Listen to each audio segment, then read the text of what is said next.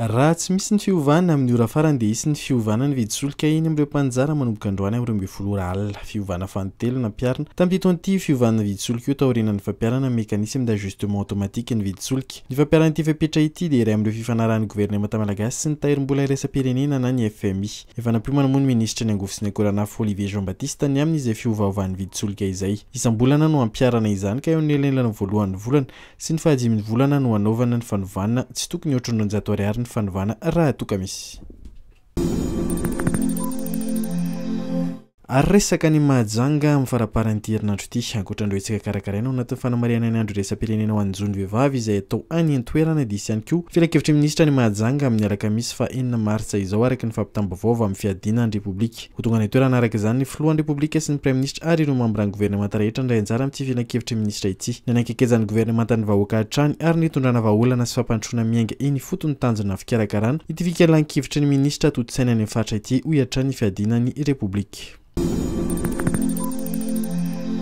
Misy any ratsy mety hivadika arivo-doza indray eo varatra sanandramasimbe indianina araka ny nambaran'ny foibe famantarana ny toetrandro efa ray amasy akaiky. Io andro ratsy io ankehitriny araka ny vaovao izany ampitan'izy ireo. Tokony any amin'ny zoma any vao tena fantatra raha hivadika na tsy ho arivo-doza izany andro ratsy izany. Mihatran'izy ireo ankoatray dia misy fikorontanana ihany koa avaratra sinanan'ny nosy izay ina hitondra rotsakorana betsaka ny faritra Zava Ambatosoa Ray Analanjorova ny amin'ny faran'ny herinandro. Vinavinaina hitondra rotsakorana manodidina 50 ka hatramin'ny 100 mm anatin'ny 420 ora moa izany fikorontanana izany. Efa misy moa ny famplazana amin'ny loko maitso mahakasika ny bezaky ny rotsakorana ho an'ny faritra voakasika.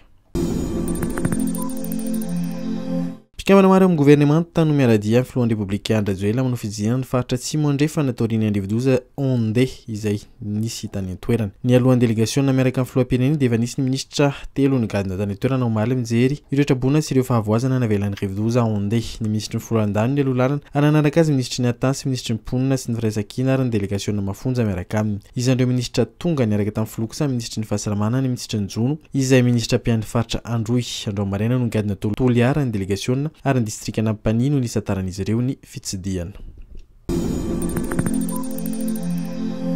Efa vita ihany koa ny fifidianana izay ho filohan'ny université ao Toamasina taorian'ny fifidianana dia mbola tafajanona amin'ny toerany ihany professeur Adine Razanak'olona. Izy araka izany mbola hitantanana ny université ao anatin'ny 3 taona manaraka. Midika eo fankasitrahana ireo fiara-miasa vita tamin'ny fiampitoam-piasana voalohany ary mametraka fanantenana amin'ny fitohizan'ireo vina sy asa-pampantroana ao anatin'ny 7 taona manaraka izany safidy izany araka ny nambaran'ny université. Notanterahana niaraka tamin'izany ihany koa ny fifidianana ireo sojabe sy chef d'établissement, ny président ny collège des enseignants sy ireo mpanolotsaina am-pitantanana ary ny chef de mention eny amin'ny université.